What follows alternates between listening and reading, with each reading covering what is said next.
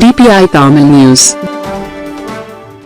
ஒன்றிய அரசையும் தமிழ்நாடு அரசையும் கண்டித்து பல்வேறு கோரிக்கைகளை வலியுறுத்தி ஆர்ப்பாட்டம். தருமபுரி நகரில் உள்ள BSNL அலுவலகம் முன்பு இந்திய ஐக்கிய கம்யூனிஸ்ட் கட்சி சார்பில் பல்வேறு கோரிக்கைகளை வலியுறுத்தி ஒன்றிய அரசையும் தமிழ்நாடு அரசையும் கண்டித்து மாநில தழுவிய ஆர்ப்பாட்டம் நடைபெற்றது.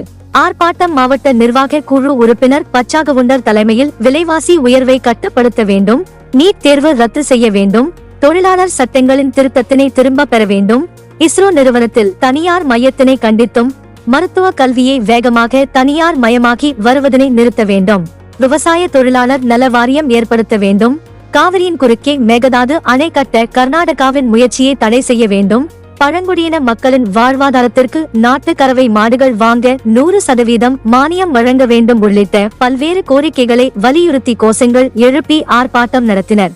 ஆர்ப்பாட்டத்தில் மாவட்ட செயலாளர் பிரதாபன் கலந்து கொண்டு விளக்க உரை ஆற்றினார். இதில் தர்மபுரி மாவட்ட இந்தியா ஐக்கிய கம்யூனிஸ்ட் கட்சியினர் ஏராளமான கலந்து கொண்டனர்.